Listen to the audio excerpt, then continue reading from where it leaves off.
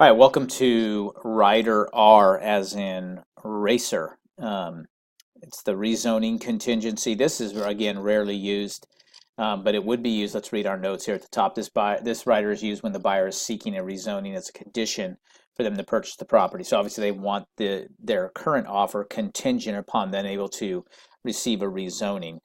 Could be from commercial to residential, vice versa, from a certain specific type of zoning that would allow multifamily or whatever the case may be.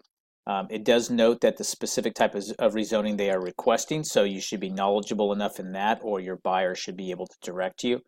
And a date, and I put quotes around date because that's excuse me, terminology that they use later on in this rider, that the rezoning must be accomplished by. Please note that the provision that if the proper zoning board has it on its schedule to have a hearing, then the date is automatically extended until the day after the hearing as far as approval, but does not automatically extend any further than 10 days from the original quote-unquote date. So let's go down and read where that comes into. So obviously you're going to make this as buyer's obligations under the contract are especially conditioned, means it's contingent, upon the buyer at buyer's expense applying for and obtaining the rezoning of change of land use of the described property to category of, and here's where you'd fill in R3, R4, whatever the zoning that they're requesting to be changed to, and whether that is going to be in a county or a city ordinance.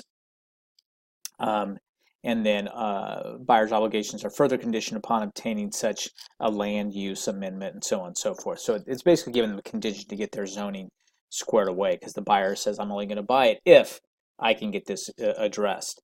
A buyer agrees to promptly apply for and diligently pursue all this stuff, and if the final government action on said rezoning has not been obtained by, and this is what I put in here is the date.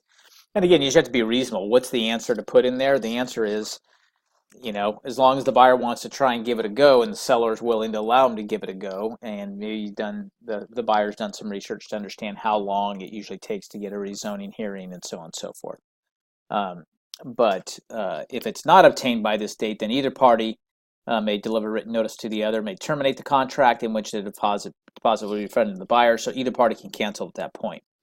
Provided, however, is if as of the date, so let's say it was March 31st, on March 31st, when the final public hearing has been scheduled, but it's scheduled for April 4th.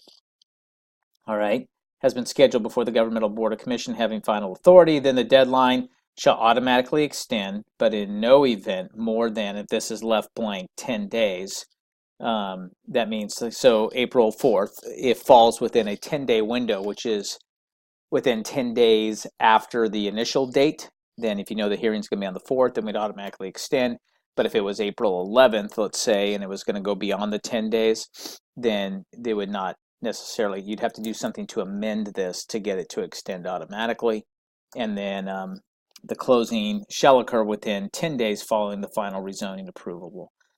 So person has to be ready to go. And if you need to amend that, you could put a different date. I just want you to know what the default time periods were of 10 days in these two blanks. Again, pretty self-explanatory, rarely used, but if you have a situation, once again, if you do have a situation and you don't understand it and you got a buyer that needs to get something rezoned, then feel free to reach out and we can discuss this addendum or this rider. Thanks.